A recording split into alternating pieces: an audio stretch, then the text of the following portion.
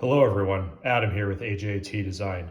Today this is an instruction video for the 2019 and newer, up to current, at least 2022 at the date when I'm recording this, Chevy Silverado / GMC Sierra / possibly some other random GM applications. The Colorado, the Canyon, possibly, probably not Yukon, Suburban Tahoe. But anyways, if your fob looks like this, we have a replacement upgrade right down there. So, make sure all the buttons match up like shown. Check the compatibility photos or just this video as I'm showing you this right now. Anyways, let's get started. First, we're going to take the valet key out by pressing this little button on the side, simply pulling this out. We'll set that aside for now. Next, we just need to take this thing apart. You can do this simply by using your hands or a screwdriver. It will come. There it goes. Not too bad. All right, so from here, the bottom side, we're gonna wanna save circuit board. Also this battery, which you probably need a little screwdriver to pop that out. There we go. This piece can be set aside. And then from here, this clear rubber gasket, we're saving that. That can go away. Now it's time to put this thing together. First thing you do, take this top half and insert the buttons. So this is a complete button set shown over here. One thing to note is that all button sets in the production units will ship with both a black and a red panic button. So whether you get the black button set or the red button set, you get two panic buttons, one in each color. So you can mix and match however you want. All black buttons with the red panic button is a popular option, or if you want to leave them all black, you can do that. Same with the red, all red or red and black. So they'll all come like that. So just place these buttons in. There's really only one way that these will fit. I'm trying to do this through my phone. It's a little hard to see, but we'll get her. So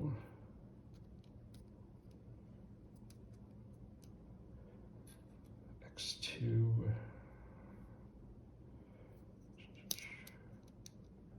Tailgate button,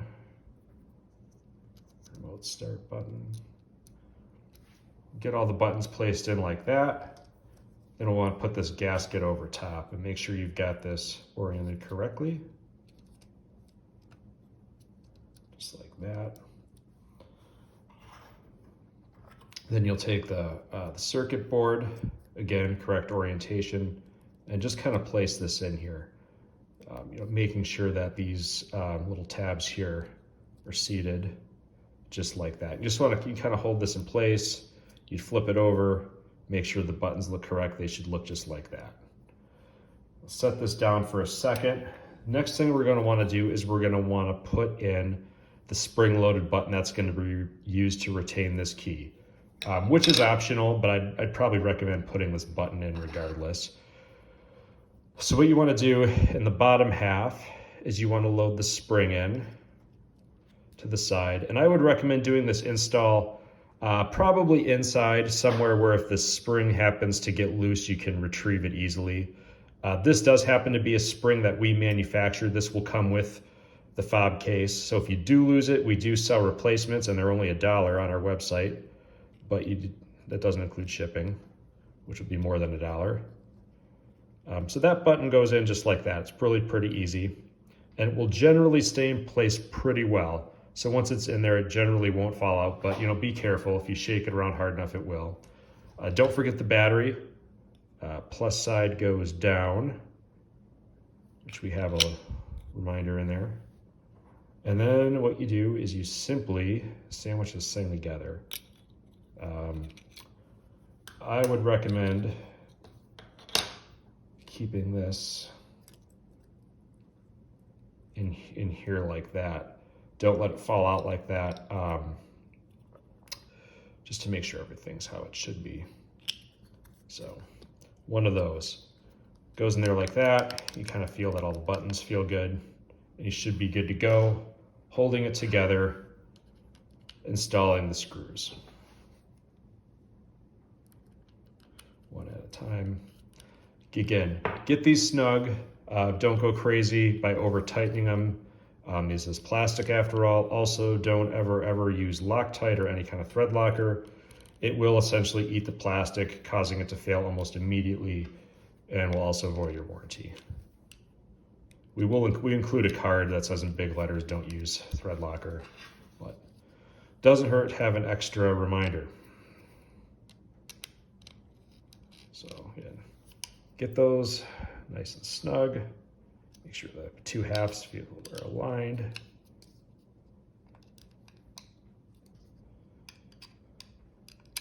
And yeah, the basic install is now done. You can test the functionality of all the buttons, and this side button should slide freely like that under the spring load. If anything binds or doesn't feel right, you know, basically take it apart and start over, but should go together pretty good.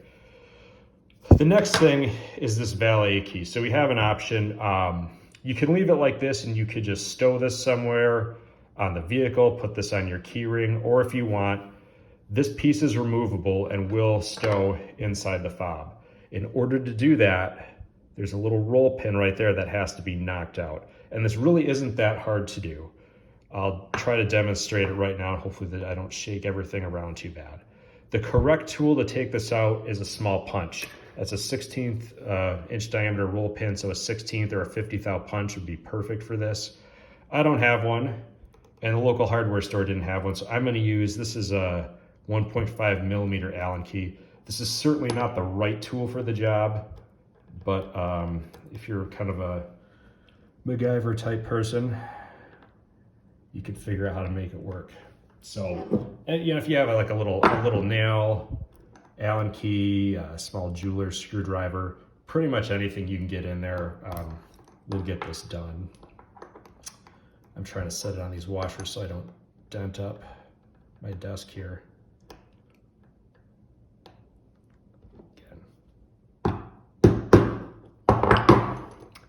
I assure you this is not as hard as I'm making it look in the video. Yeah, I got it started a little bit. It doesn't, again, getting whatever you're using aligned is probably the hardest part once you get it going. It's pretty good. And so there you go. The pin is, now it's almost out.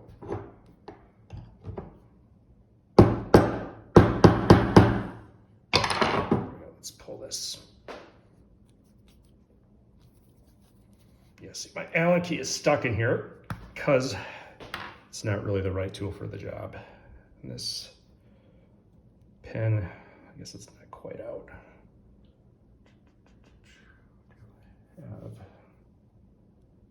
Oh, okay, there it goes. So that's the little pin that's in there. Again, not really a big deal to get it out. And with the pin out, this key will pretty much just come apart. You may need to use some pliers or something to wiggle it to get it loose, but this piece will come out. And this is all reversible too. You could always put if for some reason you wanted to put this back together and tap that pin back in, it'll all go back together just fine. So with the key loose, you can slide it down this hole right here. And I'd recommend putting this little tapered side down. It will just tend to move around less. So that's that. The key is stowed in there. If you need to get it out, simply slide this button and it'll come right out. There's also a little feature here, you know, if you actually need to use this key for anything, this little slot right here will hold it. So you could, if you needed to use it to unlock your door, your glove box, or whatever you use it for, that's available too.